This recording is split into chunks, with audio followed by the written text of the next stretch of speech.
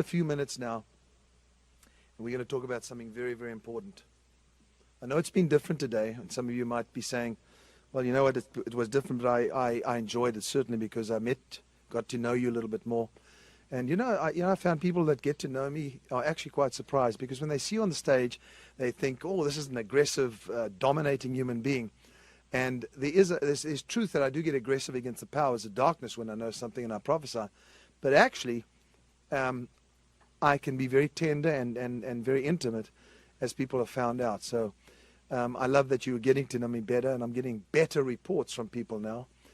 Don't forget to follow, tweet. I send out words and things that are happening, and it's Prophet Kim, okay? Excuse me. I want to speak to you about something very quickly that has sort of rattled me a little bit, because people don't look at my prophecies, and then some send tweets and emails saying, oh, you think that God doesn't judge, and God is not just fuzzy and lovey all the time. You think I'm stupid? You think I haven't read the Bible? I'll just tell you something right now. Explain something to you who think that. Go and read my prophecies. Go and read them. My prophecies have judgment. My prophecies have chastisement, purging, encouragement, uplifting. But everything is about destiny, and there's always a redemptive issue at the end. God doesn't just do something because he's mad. Now, so I'm going to read you one or two prophecies pertaining to now, what God is doing in Iran, Israel, and what's taking place this very minute. We have Sunil with us, but what I'm going to do before he shares one or two things, I'm going to share this with you, because you need to understand this. I'm not going to do a long message because we've taken a lot of time. But it's September the 17th, 2005, in Detroit, Michigan. This is what I prophesied. It is time for Babylon, the weak, to be ultimately destroyed. Now, we're talking about Iran, yeah, specifically. Now, I'm not saying he's going to kill all the children or something. We're talking about the spirit of Babylon. You understand that? That is in America too. So, it is time for Babylon. He says, Babylon the great has fallen, but Babylon the weak will be buried. Now, it means that the influencing power will not be able to continue at the rate it's going now. And I have many friends, and specifically Mancow, who I greatly respect, who has sent me a bunch of texts about, because, he knows a lot of things, and he has a great perspective. But ultimately, people think that this is the end of the world, this is the end of America, and I will not prophesy because it's not what I've seen. So writing to me and saying, stop prophesying this, or God's put a lying spirit in your mouth, just don't do it, because I'm not going to say anything he didn't tell me to say. And I've been on about this, and God is not judging America. He is chastising. He is purging. But we've got to put the judgment in the right place. Put it on the scales, guys. Look at Islam is the only religion that allows heads to be cut off, demands it, unless there is a denial of Christ. Think about it. And yeah, you want God to judge America. America, listen, it has faults, and God speaks about in this. But this prophet is going to prophesy what I see. I can't prophesy what I don't see. And what he said was, it is time for you to open up the graves from beneath the ground. This is talking about Babylon now, and the area of the Middle East. And he says, for they have looked upon the Western nation, Iran, and they have said, God, Allah, is punishing America. But God says, I am not. There is no Allah, no Kabbalah. America is being purged to be strengthened. Would a father not chastise his child? You have been chastised. But I will move through the Middle East, and God said, I will rise above, and I will reign from beneath up. I will push death to the surface and shake the earth, says the Lord God. And subsequently, there have been a few earthquakes. And this shall not be known as a purging in the Middle East, but as a judgment. So he's qualifying what the difference is in what he's doing in America, because America, he loves God and Christ and so on. And so he's purging them, chastising. But he says judgment is what I'm going to do to those that have defied me. And he's talking about the spirit of Babylon at this very point in time. God will not allow the enemy to mock the people who have chosen to call my name out loud. America. I don't care how many atheists there are and whatever you want to call them out there. secular humanists, this country is filled with righteous people, Christians, that love God, and God looks upon them. He says, I will not allow anybody to fire them. Now, that's the story about the Middle East, okay? America, let's talk about you. That same prophecy, or the same time in Detroit, this is what I prophesied. Don't tell me that I'm saying warm and fuzzy things, because then you're not looking at my prophecies.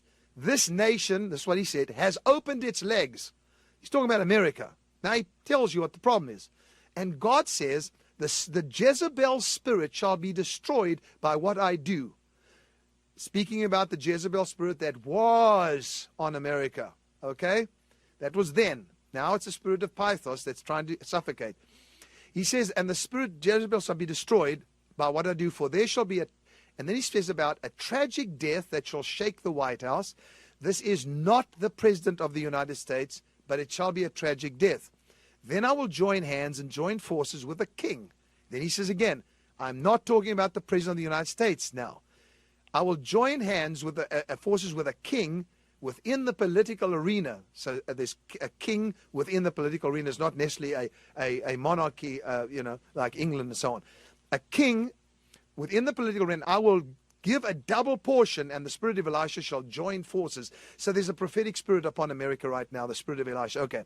The king and the prophet, the king of the kingdom, speaking of either at this point a great senator or who's going to become the president or whatever, and the prophet shall join forces, and as a result of it, I'll bring the power of Jezebel down in America. So this is happening and busy happening. There shall not, now remember guys, please, this is September 2005. There shall not be a woman president yet. So when Hillary Clinton was at that place, you can just refer to this, and God was saying there's not going to be a president yet. There is about to be a woman president. For God says the day will come, but this is not the time for a woman president. By the way, I'm very strongly leaning towards Sarah Palin. If you don't like her, I'm sorry about that, but that is not the word of the Lord. I'm just saying it's in my heart right now. The spirit of, it's not going to be Clinton, absolutely not going to be her. The spirit of Jezebel is not necessarily in a woman. Of course, he's saying Jezebel's not a woman. It is a force that has controlled this nation called religion. What has it done? It has killed the prophets of the Most High God. How? By abortion. God's offense with America is abortion. That's what his offense is. Now, you can have prophets saying, well, God is going to judge them. What he's doing, he's telling you what he's going to do. But God said, no more. You cannot stop these children. In other words, they cannot legally kill prophets like Jezebel did. But the Jezebel spirit has stolen the prophets by legalization of abortion. In other words, that spirit is still working. What did Jezebel do? Jezebel killed the prophets. It's not legal today to kill prophets. So how can they legally do it? The devil cannot operate outside of what is legalized within a constitution or a jurisdiction. He has to. The laws are there for a reason. So that's why God honors government. But when a government or a governing power allows or legalizes abortion, then he is offended, because the devil now has the power to take out what God has planned for the earth. And so what he says is, the spirit of Jezebel we dealt with by this force of Jezebel, who is still stealing the prophets, but now from the womb. And God is going to pay back with giving a double portion of these prophets. That's what he's saying about the double portion. He's going to give 2 for the place of 1 in this next generation. Kim, are you saying there's going to be a turning of the law? I totally believe that. It'll come because of this party that's going to arise, and also because of a woman that loves life. Yes. That's what it is. We don't want some woman as the president of this country that is pro-death, pro-abortion. Yes. Only in specific circumstances is it right. But I'm saying like rape or whatever, and even then, that's debatable. I'm just saying to you, this is what I'm not preaching a sermon, I'm telling you what the prophecy says. And don't write to me and tell me that you watered down and you're a candle prophet because you don't prophet. Go and read the prophecies. These were given years ago. And I'm trying to get people to understand God is not sitting with a big old hammer waiting to smash America to pieces. He's into restoration. He wants the prophets to arise. When I say prophets, I'm not just talking about people that just say, thus says the Lord. He says in this prophecy, they, the children, are being born for business, born for politics, born for preaching, born for the media, born for the entertainment, to take every industry and to rush like a mighty rushing wind. That is about to be. Listen to me. Watch your kids. Listen to this word that I say to you before we almost done, but Sunil's going to share something as well. Watch your kids. What must we watch? Listen to these two words. Genius spark. Genius spark. A spark of genius is about to happen. Geniuses are about to be born. Okay, I'm getting serious now, okay? Geniuses are about, there are geniuses everywhere, but geniuses are being born because of what the enemy did to take away the prophets by abortion. What is a genius? Okay. A body of work or a singular achievement of surpassing excellence. Keep it there. A body of work or a singular achievement of surpassing excellence more, listen now, than just originality, creativity, or intelligence. It's more than that. Genius is associated with achievement of insight. Achievement of insight which has transformational power. A genius has an achievement of insight. Not just creativity, not just intelligence, not just originality. We've got loads of those. But an achievement of insight which has transformational power. Did I not tell you that the generation coming forth are reformists? They have transformational power. This is called Genius Spark. And so on my kids' show, I'm going to have a section called Genius Spark and show you the geniuses of this world that are presently in the earth. A work of genius vastly raises the expectation of its audience. So there's an expectation. So I wanted to say to you, when God came to Abraham, he said to him, this is the exact words. I want to go to that scripture quickly. The exact words he said to him, or they spoke amongst each other at least. And he said, shall I hide, the Lord said, from Abraham what I am doing, since or considering Abraham shall surely become a great and mighty nation, and all the nations of the earth shall be blessed by him. In other words, what he was saying was, I'm going to speak to Abraham in reference to his destiny.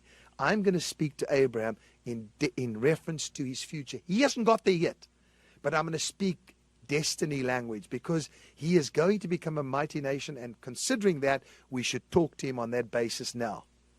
Isn't that incredible? So he was going to discuss with Abraham about Sodom and Gomorrah, about destroying them. And Abraham pleaded with him if there were just 5 or 10 righteous. And I say the same for America. There are righteous people. You say, well, there's righteous people in Iran. But remember something now, that if you weigh it on the scales, and God will protect those, he is not going to bring judgment on America as such. Now, like earthquakes throwing us into the sea and all kinds of things. Those things will happen because Jesus said they're going to happen anyway.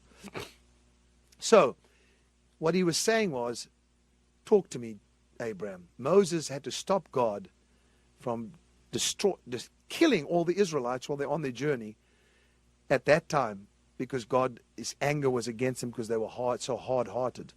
So, but he did speak to God, and God stopped. And that's under law. How much more under grace? So let's just be Christians, let's just be a little more sane when it comes to this, and stop representing God in this religious overtone and fashion that he's out there waiting to get somebody. Okay, please? Hello, everybody. Welcome to Prophetic Rewind. I'm sorry to interrupt because I know you're enjoying what you're watching right now. And, you know, I pray every week and ask God, what do I show the people? What do I share? And it's so precious and so important to me to be able to give this to you and to share this, because it was my dad who was obedient. He was a true prophet of God, and it's incredible to be able to go back and watch what God can do through an obedient person who is anointed in especially the office of the prophet, which has been misunderstood and abused so much. And here you have a true prophet who was real and humble, and I'm so proud to be his daughter and to be able to present this to you and give this to you every week. And I want to thank all of you who give into Prophetic Rewind. It's because of you that I can keep doing this. It's because of you that I get the joy of being able to go back and see what God was doing through my dad and what he was showing my dad. And I learned so much from it. It blesses me so much, and I know it does you. So whatever God has put on your heart to sow into Prophetic Rewind, you can click the link. There's many different ways you can give, but I just wanted to let you know how much it means to me, to the House of Destiny team, to our family, and toward the legacy of my dad, and remembering and honoring my father, and both of my fathers, my father and my father in heaven. So thank you so much. I won't take any more of your time. Let's get back. For those that follow what I do and support me and help me, listen to me, this is so important, because it's not about me. It's about God and how he can invade and change things like that. But he's saying it to his prophets before it happens. Yes. And we've got to understand that it's not the small world that we think he operates in. It's global, it's universal, it's big. Yes. Everybody's saying, oh, what's going to happen? Then suddenly he does something and changes everything. Correct. It's like Jesus going, listen, by the way, guys, I want to keep this piece to stay on the website, because people are really interested in this. It's like Jesus going into town where the demon-possessed man is, crossed over the waters, got there, the man runs to him, and Jesus casts the demon out and puts them into pigs. And that whole area, the whole city, all the pigs run into the water. And now there's thousands and thousands of them. Can you imagine? The town was fast asleep, enjoying themselves on a Sunday afternoon or whatever. They all run out. The economy within seconds is affected. Terribly affected. Yes. And that's my feeling about God, is that he's not always doing things all the time, and things escalate and build up. And then suddenly, he does something. Yes. And he tells us about it. He warned us about this. And he did it through me. And I'm thankful that you did, Lord, because I'm not going to stop doing this because we have some people out there calling me all kinds of names and stuff. I'm going to carry on because this is what he called me to do. And I really appreciate you sharing that. You know, there's other stuff I want you and I to talk about, because the Lord spoke about 3 things in Detroit as well. He said about the 3 manifestations. Yes. that Elijah had, that America was going to have. And he specifically said, do you guys want me to stay on and just do this one? Okay. Yeah, they want to. All of you out there, I appreciate you staying on just to hear this. I know time is getting on, but, actually, it's only been an hour and 30 minutes, so we're almost done. Okay. I think we should share this, because people need to know this, because they're wondering about America and President Obama and the present administration and what's going on. Why don't they care about what's going on in the Middle East? They don't really. They're not doing what they're supposed to do, protect Israel. I know this. And everybody's afraid. Well, God wants you to know that he is in charge. And he said this before Obama went in. He said, don't worry about him. Even though you're seeing all this, I, the Lord, will rule and reign this thing. And he's doing it. Look, if he can cause an eruption like that to just shake things up, how much more can he do? Why are we so power-minded? We've got to do everything. Yes, well, I know governments are in control. But yeah, he's speaking and saying, this is what I'm going to do about it. So this is the one thing that prophecy, so you can read it in a minute, the pieces of it.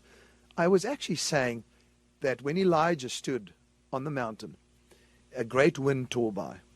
There was a fire and then an earthquake. Yes.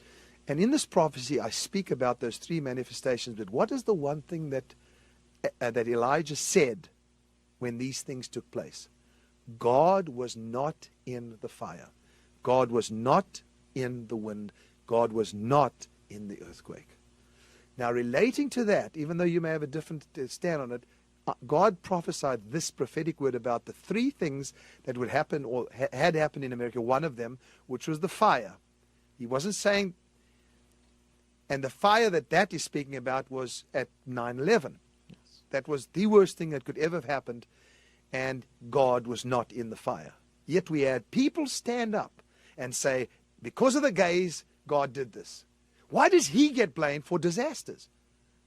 So, but anyway, let's move on and see the second. Let's read the prophecy. Okay. Do you have it there? Yes. Okay.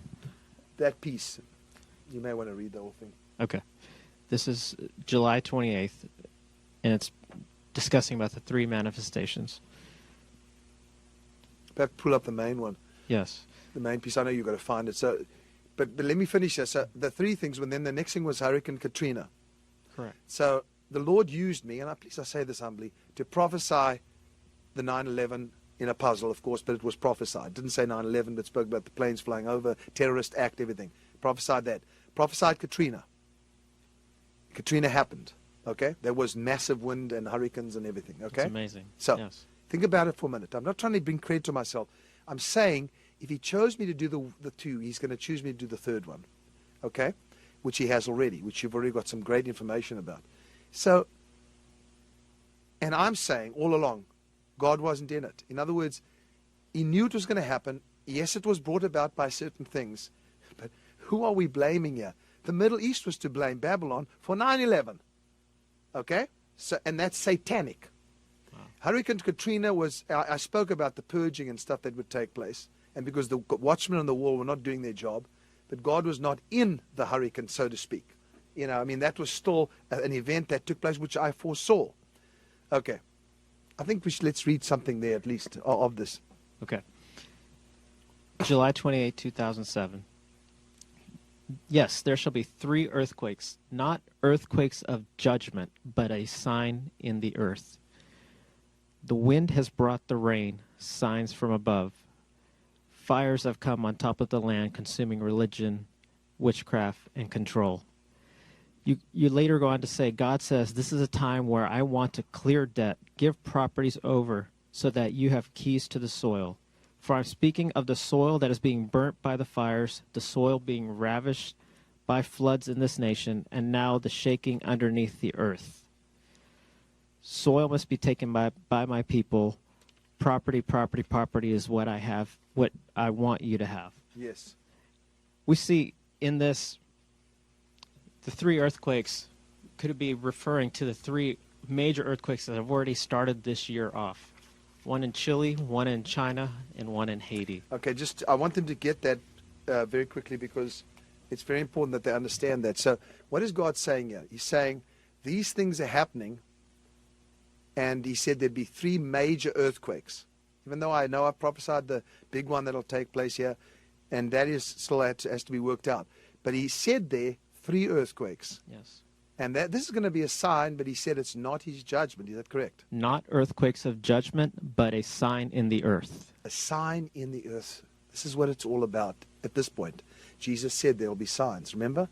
Now, these 3 was what was Chile? No, Haiti, Chile, and China. China. Okay. So when God does that, you must realize he's pinpointing geographical locations as well. Correct. And that's vital for you to understand. And what I find so very interesting, the soil that is being burnt by the fires, the soil ravished by the floods, and now the shaking underneath the earth. You know, it's amazing. I've heard you say before, when these interruptions, when these signs occur, it's going to release something from the earth. Soil burnt by the fire. That's right. Could that be the volcanic eruption that occurred? Soil being burnt. Yes. Soil, the floods of this nation. We just heard in Nashville, major flooding has occurred. Of this nation, right. In this nation.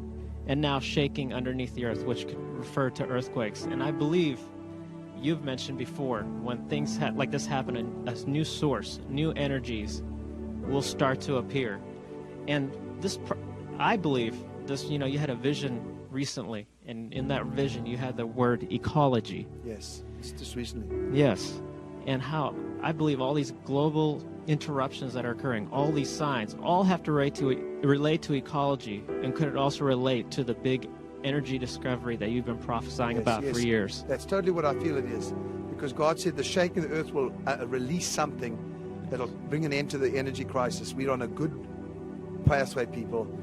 Bad things are happening, but good things are happening out of it, as I've said before.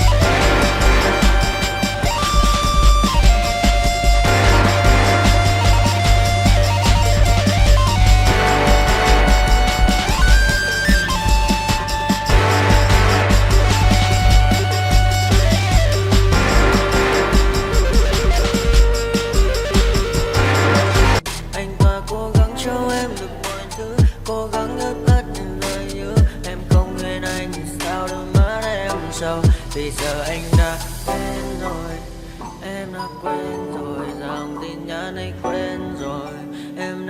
hết rồi, mình chẳng còn gì nữa rồi, còn gì nữa đâu. Quên rồi, em quên rồi. Giờ chỉ còn là những vấn vương, đưa em mang cho anh bao những tiền ở ngân đường. Giờ chỉ là những cô đơn lang thang một chiều vắng, giờ chỉ là những cơn mưa say trong một chiều nắng. Nắng vàng nhẹ rơi trên đôi mắt em, nắng vàng nhẹ bay qua đôi mắt em, hơi cảm mà im trong cơn gió hay qua. Nắng nhẹ nhàng hôn lên đôi mắt em mà.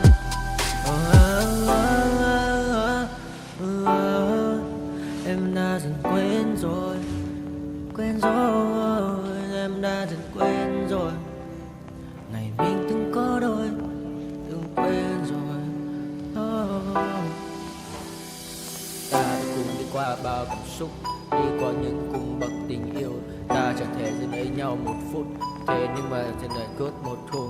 Giờ đã có những thứ anh ấy cũng chẳng được mình, em chẳng còn giữ để lại sự duyên tình. Bây giờ chúng ta chỉ đơn làng, giờ em đi theo ai cũng bằng bang. Giờ ta hứa một đời sẽ mãi ở bên, dấu trong đôi mắt em bây giờ là những giọt buồn rối ren. Và đã có những cố gắng anh đem vào sâu nơi trái tim, để lòng này em ở đây cất bước ra đi. Một chiều hoàng